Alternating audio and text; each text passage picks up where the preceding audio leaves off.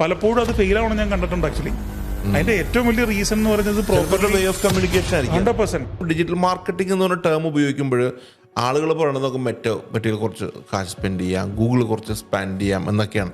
അതിനപ്പുറം ഒരു കോൺസെപ്റ്റ് ഉണ്ടോ ഇതിന് ഡിജിറ്റൽ മാർക്കറ്റിംഗ്? പിന്നെ ഡിജിറ്റൽ മാർക്കറ്റിംഗ് എന്ന് പറഞ്ഞാൽ ഡിജിറ്റൽ ചാനലുകളെല്ലാം ഡിജിറ്റൽ മാർക്കറ്റിംഗ് ആണല്ലോ ആക്ച്വലി. ഇപ്പോൾ പക്ഷേ ആളുകളുടെ തെറ്റിദ്ധാരണ, ഒരു മെജോറിറ്റി ഓഫ് ആൾക്കാരുടെയും ഡിജിറ്റൽ മാർക്കറ്റിംഗ് എന്ന് പറഞ്ഞാൽ സോഷ്യൽ മീഡിയ ആണെന്ന് തെറ്റിദ്ധരിക്കുന്ന ആൾക്കാരുണ്ട് ആക്ച്വലി. അതാണ് അതിന്റെ കറക്റ്റ് ആയിട്ടുള്ള വാക്ക്.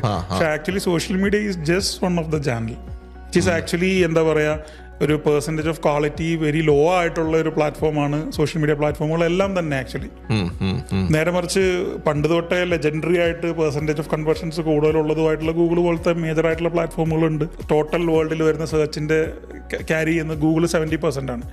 30% പല സെർച്ച് എഞ്ചിനുകളുമാണ് ആക്ച്വലി. മേ ബി അതിനകത്ത് ബിങ് ഉണ്ടാവും, ചാറ്റ് GPT കാണും, ജെമിനി കാണും, അങ്ങനെ പല ടൈപ്പ് ഓഫ് സെർച്ച് എഞ്ചിൻസ് ഇപ്പോൾ പോകുന്നുണ്ട് ആക്ച്വലി.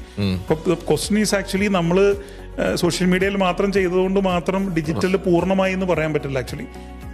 ഇപ്പോൾ ഒരു എക്സാമ്പിൾ പറഞ്ഞാൽ നമ്മൾ ഒരു വാട്സാപ്പിൽ ഒരു ബ്രോഡ്കാസ്റ്റ് ലിസ്റ്റ് ഉണ്ടാക്കിയിട്ട് അതിനകത്ത് നമ്മളൊരു മെസ്സേജ് അയക്കുന്നത് പോലും in other words digital marketing.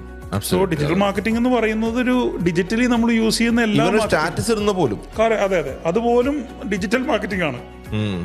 So ഇതെല്ലാ കാര്യങ്ങളും നമ്മൾ കൺസിഡർ ചെയ്തിട്ട് 1, 2, 3 ചിലപ്പോൾ എല്ലാ കാര്യങ്ങളും ആസ് ആൻ ഏജൻസി ചിലപ്പോൾ നമ്മൾ ചെയ്യില്ല. ഇപ്പോൾ ബ്രോഡ്കാസ്റ്റ് ലിസ്റ്റ് ഉണ്ടാക്കിയിട്ട് ചിലപ്പോൾ അത് ബിസിനസ് ഓണറോ അല്ല അവരുടെ മാർക്കറ്റിംഗ് ടീമായിരിക്കും അത് ചെയ്യണേ.